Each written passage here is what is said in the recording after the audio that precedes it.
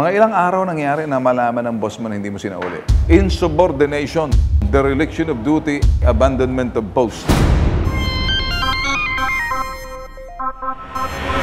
Trailer driver ka, mahigit 2 taon ka nagtrabaho, tinanggal ka sa trabaho, di ka nagsauli ng container. Tama? Gaano mo katagal hindi sinauli yung container, nung laman ng container? Hindi, ano yun, empty sir. Sino nagmamayari ng container? Ikaw, yung boss mo? Yung boss ko, isa ulit ng pero Anong ginawa mo sa container, man? doon lang po sa garage sir. Hindi ko kasi yan, ano sir, empty container. Ibang bumiyahin yan sir. Ako lang ang pasauliin. Mga ilang araw nangyari na malaman ng boss mo na hindi mo sinauli? Yun po yung araw doon. Nung araw na yon. Ilang oras nag-antay ang boss mo? Buong araw na yun, hindi mo ginawa. Saan ka pumunta? Nandoon ka lang sa kumpanya? Sa garahe po. Sa garahe ka lang? Nakaupo ka lang? Ano ang pagkakamali mo? Yung inutos na lang po ako ng pasauli ng container sir. Ginawa mo bang isauli sa CY sa pier yung container na pinasasauli sa iyo ng boss mo? Pasaway ka pala, trabaho mo, hindi mo sinunod yung amo mo. Kung anak lang kita, sininturon din kita eh. Anong tawag doon? Insubordination, dereliction of duty, abandonment of post. Insubordination, hindi pagsunod. Pagsuway sa utos na nagmamayari, na ipasauli yung truck. Dereliction of duty, pagkukulang sa hindi mo ginawa dahil may utos sa iyo. Wala ka ng ibang katuwiran, talagang masisibak ka.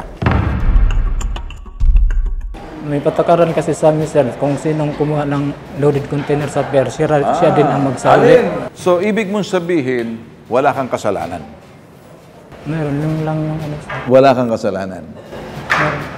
Yung ano lang po, yung So, ibig mong sabihin, hindi mo kasalanan na hindi mo sinunod yung may-ari na isauli yung container na yon doon sa CY sa pier. Hindi mo kasalanan ang hindi pagsunod. yun lang po. Sino ang may patakaran ng gawa ng kapatakaran? Yung may-ari, yung kumpanya, tama? Yung mayari po sir. Okay. So, saan ang ibig mong sabihin, tanga yung may-ari? Yun lang po sir. Dahil yung patakaran ng may-ari na ikay inutusan, sabi mo, hindi ko trabaho yan. Dahil iba yung kumuha niyan, siya dapat ang sumauli niyan. Ganon. Hindi ka dapat talagang magtrabaho, magtanim ka ng kamote sa bundok. Hindi ka marunong tumanggap ng pagkakamali mo. Kaya ka nga namamasukan para sumunod o kumita ka base sa utos ng may-ari. Paano ka matuturuan? Kahit sinong boss mo hindi matutuwa. Kung ako ang boss mo, bibigyan kita ng eto susi. Sa uli mo, Pedro, yung container van.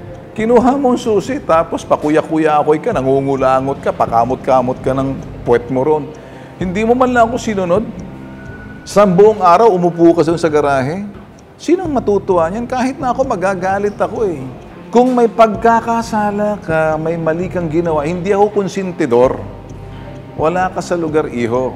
Hindi kita pagtatawanan. Nagagalit ako dahil kinakailangan magalit sa mga bagay ng ganong klaseng trabaho. Ama ka na ba? May anak po ako. Halimbawa, inutusan mong anak mo, anak, kunin mo turuan sa tatay, okay? Ang mabuting anak dahil natuturuan ng tatay sa'yo. O sige ta, okay, pa, ito na po. O matutuwa, salamat anak ha. O sige, hahawakan mo, salamat ha. Hindi, anak, kunin mo roon. Nakikita mo anak mo, wala. Bahala ka sa buhay mo. Anong gagawin mo? Magagalit ka, matutuwa. Ang galing talaga ng utak ng anak ko. Wais. Paglaki nito, yan. Tuloy mo, anak. Magandang gawain yan. Suwayin mo lang ako. Para paglaki mo, susuway ka na sa mga batas, sa mga utos.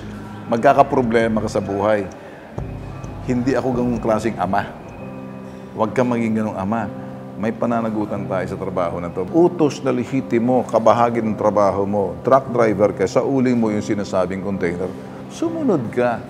Gusto kong umuwi ka na, intindihan mo na may mali ka rito. Okay? Hindi kita matutulungan, sinibak ka dahil may dahilan. Okay? Okay po sir.